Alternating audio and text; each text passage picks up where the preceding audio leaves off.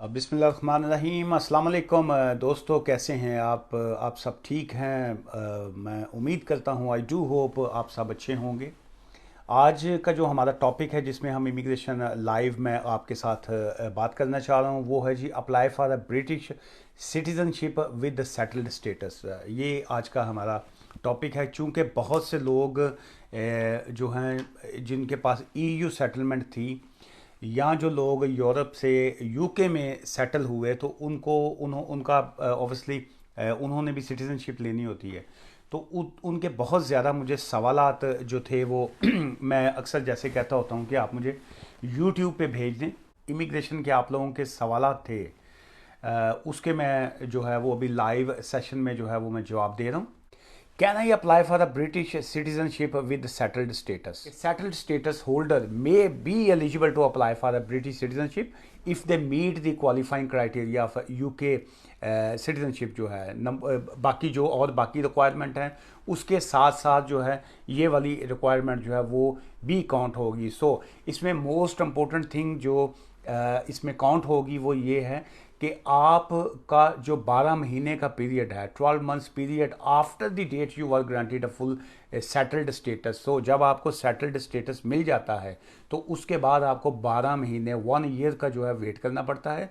After that 12 months period जो है then you can apply for British citizenship. तो ये इस सवाल का आपका ये जवाब है। लॉफुल रेजिडेंस जो है वो उसकी क्या रिक्वायरमेंट होनी चाहिए जब आप सिटीज़नशिप के लिए अप्लाई करते हैं? तो उसमें लॉ फुल जो रेजिडेंस है ये बड़ा एक वर्ड होता है जो इमिग्रेशन लॉज में इस्तेमाल आता है। तो उसमें ये इसका जवाब ये है कि जी issue for a settled status holder जो है applying for a citizenship the settled status in that sense के proof of a past lawful residence in the UK. जो उन्होंने जिस दिन वो एप्लीकेशन करते हैं उससे जो पिछला उनका टाइम पीरियड होता है उनको लीगल टाइम पीरियड दिखाना होता है, लॉफुल रेजिडेंस दिखानी होती है कि जी हम कानूनी तौर पे लीगल हमने रहे हैं, तो उसमें कोई ओवरस्टे नहीं हम हुए, हम इलीगल नहीं हुए, लेकिन ये हमारा टाइम पीरियड जो है ये लॉफुल है। अच्छा, उसके बाद इसका सेकंड इसका पॉइंट इसका ये आ जाता है, this is because this settlement scheme registration process जो है वो required proof of only for 5 years continuous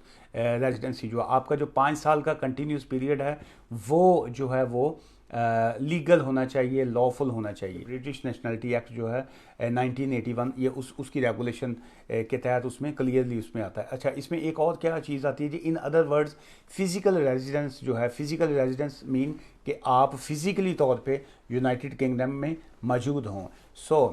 physical residence required for a settled status is not same as living in accordance with the E regulation 2016 जो है which is required under the citizenship requirement. तो इसमें technically थोड़ा सा difference आ जाता है, इसमें कोई फ़र्क आ जाता है, लेकिन इस आपको मेन ये देखना पड़ेगा कि आपको सेटल्ड स्टेटस मिले हुए जो हैं वो आप का आफ्टर सेटल्ड स्टेटस जो है आपको 12 महीने का टाइम जब गुजर जाता है तो देन आप अप्लाई कर सकते हैं। Can you get a British passport after my degree? I have been in the UK 20 years. I have indefinite leave. देखिए, आपके पास इंडेफिनेट लीव है तो आप वैसे 20 साल से यहाँ पे हैं, so you already got indefinite leave to remain. ILR आपके पास है, सो आपको तो ब्रिटिश पासपोर्ट के लिए आपके लिए तो कोई इश्यूज़ नहीं होने चाहिए, तो आप बिल्कुल अप्लाई कीजिए। ये भाई साहब ने मुझे कहा जी माई बेस्ट लॉयर भाई, आय हाय हाय, मेरा दिल जीत लेते हैं आप जब मेरी तारीफ़ करते हैं। बड़ा अच्छा लगा जी। आप अपना यूट्यूब का नाम बता दें। जी शुक्र है, किसी ने मेरे यूट्यूब चैनल का नाम भी पूछा। प्लीज़ जितने दोस्त देख रहे हैं रिक्वेस्ट है अपने दोस्तों से भी कहिए ताकि एक कनेक्शन हमारा बना रहे, और ट्राई कीजिए, देखिए क्लिक मार के मैं निकलता हूँ वहाँ पे, मैं निकलता हूँ या वहाँ से कुछ सांप निकलता है या कोई मोटरसाइकिल वाला निकलता है या कोई महल्ले की कमेटियों वाली निकलती है। वो एक आदमी था तो उसने कहीं कमेटी डाली हुई थी ना महल्ले की। यहाँ पे हमारे देसी इलाकों में यहाँ पे भी कमेटियाँ बड़ी डलती हैं, पाकिस्तान इंडिया में तो डलती हैं ना, तो यहाँ पे भी डलती हैं। ये मैनचेस्टर में, ब्रैडफर्ड में, लंदन में, जहाँ जहाँ पे देसी लोग रहते हैं, तो वो किसी ने कमेटी बेचारे ने डाली हुई थी, तो मेरी फ़ीस देनी थी उसने, तो मुझे वादा किया था कि मैं फ़लाँ डेट को दूंगा ना पैसे। तो फिर वो साहब आए बड़ा मुंह लटकाया हुआ। मैं कहा जी, मैं पहले देख के बड़ा खुश हुआ उनको ना, मैंने कहा ये आ गए हैं, ये मेरी फ़ीस आ गई ना। मैंने कहा जी जिंदाबाद जिंदाबाद आ गए साहब। तो मैंने कहा जी वो तुसी किहा सी कल कमेटी मिलनी है मैनू, तो अज मैं फीस लैके आवांगा, तो फीस रैडी।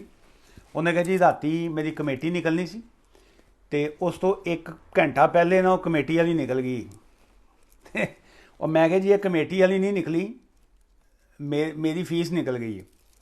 तो यहाँ पे यूके में जो है ये कमेटियाँ जो होती हैं ये वैसे इलीगल है, ये भी मैं आपको बताऊँ।